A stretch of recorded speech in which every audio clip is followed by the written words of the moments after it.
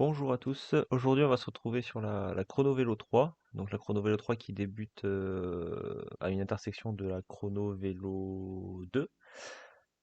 Donc on commence rue Général Mangin. Donc là, à cet endroit-là, en fait, c'est une piste qui a été complètement refaite il y a pas très très longtemps. Et les travaux ont duré un petit moment, mais maintenant on est sur quelque chose d'assez propre. Donc toujours pareil, hein, le même code couleur au niveau du sol. Et donc, en fait, sur la droite, on retrouve les voies de train qui relient Grenoble à Échirolles, et sur la gauche, la voie pour les véhicules motorisés. On a deux petits passages piétons pour passer sous la voie, et attention, voilà, qui permettent d'accéder sur un parc qui est sur la gauche. Donc, comme je disais, cette route a été complètement refaite il y a un peu plus d'un an, 2 ans, je dirais maintenant. Donc on voit qu'elle a été quand même bien refaite, c'est-à-dire qu'on a une belle séparation physique entre la partie cyclable, la partie motorisée. On peut voir que c'est vraiment voilà, la séparation avec une partie espace vert. Il y a un léger fossé, ce qui évite aux gens de s'y engager quand même. Euh, bon, après, le paysage à cet endroit-là, il est pas très intéressant, hein. C'est une zone d'activité sur la gauche, et puis les voies de train sur la droite. Donc j'ai un peu accéléré là, c'est en x4. Alors il y a quelques... Voilà, à cet endroit-là, on voit bien le passage pour les piétons qui passent sous les voies, avec les deux passages piétons, les indications qu'il faut ralentir et faire attention pour les cyclistes. Voilà, et on reprend à une vitesse accélérée. Donc là, on est passé enfin, on passe sous deux ponts, alors qu'ils sont des voies qui sont très très passantes, et ça nous permet donc d'éviter de les croiser, ça évite des feux, etc., etc. Donc voilà, c'est la rue du Général Mangin qui est assez agréable. Et puis au niveau des voitures, en fait, c'est pas trop mal pensé pour éviter que ça roule trop vite, parce que la route est propre, elle est assez large. À quelques endroits, il y a des écluses qui obligent à laisser passer une voiture, et puis l'autre. Voilà, il y a des priorités au niveau des petites écluses pour les voitures. Donc on arrive au bout de la rue, et là on va se rendre compte qu'en fait les véhicules, les motorisés ont un feu, et nous, comme la Chrono Vélo 3 continue sur la droite, on n'a aucune indication hormis voilà le passage piéton qu'il faut respecter bien sûr. Donc là on tombe avenue Victor Hugo. Alors là on peut voir juste qu'on vient de voir là, c'était intéressant, c'était l'arrêt de bus qui était donc sur la gauche de la voie, avec un passage piéton. Ils ont vraiment un îlot pour attendre le bus en sécurité, sans être ni dans les voies piétonnes, ni trop loin du trottoir. Le bus ne s'approche pas de la voie cyclable. Enfin, c'est un endroit qui est pas trop mal fait. Donc là, on passe par-dessus un pont. Donc c'est la seule, entre guillemets, montée qu'on aura à faire sur cette voie-là. Alors étrangement, alors ça c'est un truc qui m'a fait un peu tiquer. On peut se rendre compte là sur ce pont qu'en fait la voie côté motorisé a été entièrement refaite, elle est propre, hein, c'est un joli billard. Et voie cyclable, alors là c'est en fait l'ancienne voie des motorisés qui n'a pas été refaite, hein, c'est deux coups de peinture. Alors peut-être que ça va être refait un jour, hein, l'enrobé, mais c'est vraiment très désagréable, hein. Donc là on se rend compte sur la gauche, on peut voir qu'on passe au-dessus de la rocade sud, qui est relativement bien empruntée, hein. À savoir que là on est le samedi 8h, de 8h30, 9h du matin, et donc la petite descente de l'avenue Victor Hugo. Alors là, j'ai vraiment pas de chance, là, je voulais prendre de la vitesse dans la descente, et je me retrouve au feu rouge. Alors sachant que c'est une zone d'activité, le samedi, c'est pas très très emprunté. Voilà, on va attendre un petit moment au feu rouge, qui a duré, hein, pour le coup, juste pour des véhicules qui ne sont jamais arrivés à droite. C'est pour ça, je crois que j'ai fait un petit accéléré là pour l'attente. Voilà, on accélère toujours en x4. Ça a été un peu long. Ça a été même plutôt long.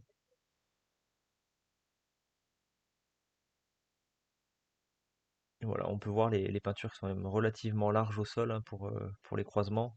Ça, on est sûr de ne pas les rater. Alors toujours les petites stations, hein, qui sont bien indiquées sur la droite pour gonfler, pour se reposer.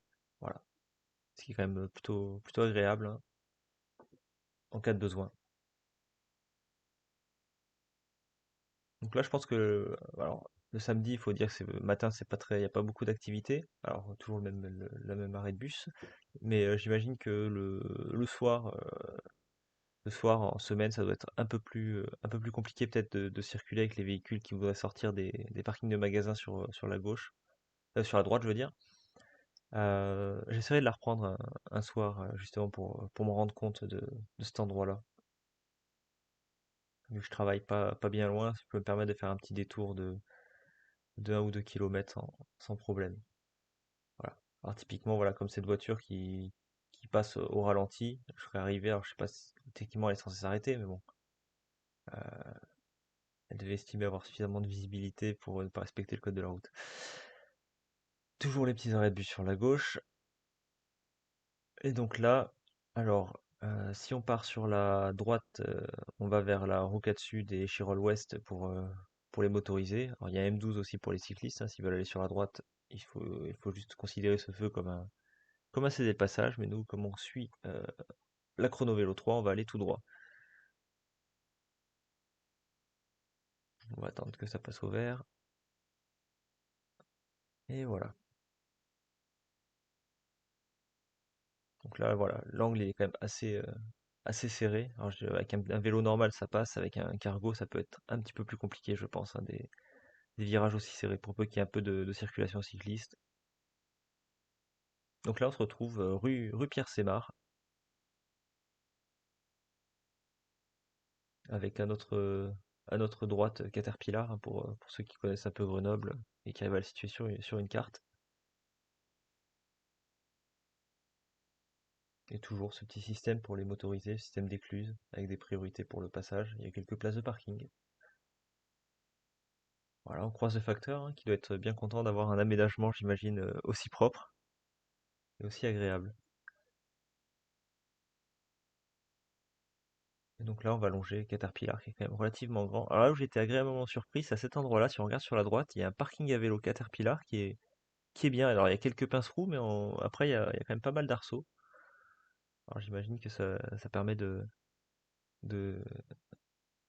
aux personnes travaillant chez Caterpillar de se garer et derrière donner envie aussi également, je pense, avec un peu d'équipement, aux gens de venir à vélo. Sachant qu'en plus, ils ont une belle piste qui les y conduit. Et donc là, on va longer donc l'entreprise Caterpillar. Alors sur la gauche, on voit des habitations un peu typiques alors je sais pas vraiment de quelle année, c'est des années 70-80, qu'on retrouve dans la région avec des toits à une pente. C'est assez particulier. On se rend compte que toutes les maisons sont pareilles. Donc là, voilà, toujours la piste cyclable, enfin la chrono-vélo qui est bien séparée des motorisés avec un bon trottoir qui les empêche même, je pense, de passer par-dessus. Et je crois que c'est à cet endroit-là où ça va être un peu compliqué. Voilà, donc là on est toujours sur la chrono-vélo. Et, et c'est là où il y aura des choses, je pense qu'il y aura beaucoup de choses à redire au niveau de la chrono-vélo. Parce que jusqu'ici c'est très propre, c'est bien indiqué, on se sent en sécurité. Il n'y a pas de mélange, de mélange des utilisateurs, entre les motorisés, les piétons et les cyclistes. Et à cet endroit-là, j'ai été plutôt déçu, plutôt surpris, même au niveau du feu. On se retrouve en fait avec la chrono-vélo qui est séparée c'est plus une bidirectionnelle, c'est deux voies cyclables, l'une de chaque côté. On n'a plus de séparation physique, juste un coup de peinture. Et pire après, voilà, à cet endroit-là, on se retrouve sur la voie de bus. Donc c'est assez perturbant. Alors je sais pas si c'est du temporaire, si c'est du temporaire qui va durer ou si c'est quelque chose qui restera, qui est acté. C'est assez particulier.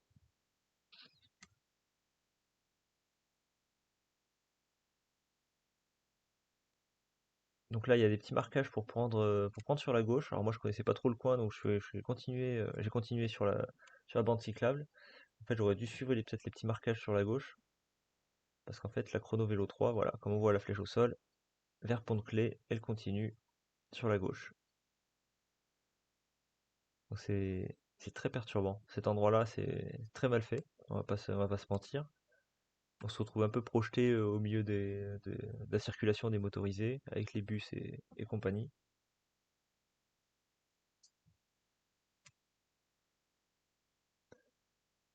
Et ensuite, on aura une deuxième petite déception. Ça va être à cet endroit-là, donc on reprend effectivement les marquages bien connus, hein, avec les petites bandes jaunes. On se retrouve sur le cours Jean Jaurès. Et en fait, au lieu de se retrouver vraiment sur une vraie chrono vélo, c'est une vélorue. Alors c'est un concept qui est assez perturbant parce qu'en fait, en principe, donc la vélorue, c'est une rue où on n'est pas censé pouvoir, enfin, où les automobilistes ne doivent pas doubler les vélos. Il y a une certaine priorité aux vélos. Alors sachant que même sans être une vélorue, je vois pas comment un automobiliste peut doubler un cycliste en gardant un mètre de distance. Donc là, j'ai fait toute cette rue en accéléré parce que c'est pas très intéressant. Hormis que voilà, ils ont juste mis un coup de peinture, des petits ralentisseurs au milieu de la route et dans l'autre sens, il y a des panneaux pour indiquer aux automobilistes que c'est une vélorue et qu'il y a interdiction de doubler les cyclistes. Mais sinon, hormis ça, j'ai du mal à considérer ça comme une vraie chrono vélo comme on a pu voir jusqu'ici. Alors là, j'ai un peu ralenti. Voilà, la priorité, euh, c'est c'est pas très respecté. Toujours une petite station, voilà, sur la gauche pour entretenir le vélo. Voilà. Et puis on continue. Donc là, c'était un parking relais qui permet de récupérer le tram. Il y a un parking pour se garer en voiture, récupérer le tram, aller en ville, éviter de se retrouver à devoir garer son véhicule en ville. Et donc toujours le système de vélo-rue qui va courir, qui va courir très loin. Hop là. Donc tout ça en accéléré, c'est pas très, entre guillemets, pas très intéressant, hein. C'est même un peu monotone. Alors est-ce que ça va être changé un jour? Est-ce que ça va être modifié, repensé? Voilà, donc là, il y a une voiture qui s'est insérée pour faire après ensuite une marche arrière pour pouvoir se garer. C'était assez particulier. Et donc là, on file vers Pont-de-Clé.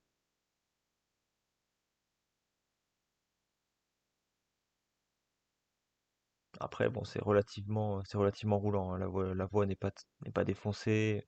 Voilà. C'est juste le fait de se retrouver avec des automobilistes. Alors dans ce sens-là, on les voit arriver, ils arrivent en face, mais quand on est dans l'autre sens, bah, ils nous arrivent dans le dos et c'est jamais très agréable, surtout sur une petite route. Une petite rue comme ça, il suffit de tomber sur une personne un peu pressée et un peu, voilà. Et donc là, cette voiture-là, enfin, arrêtée en plein milieu de la piste, au lieu de s'arrêter donc au CD passage qui avait 3-4 mètres avant.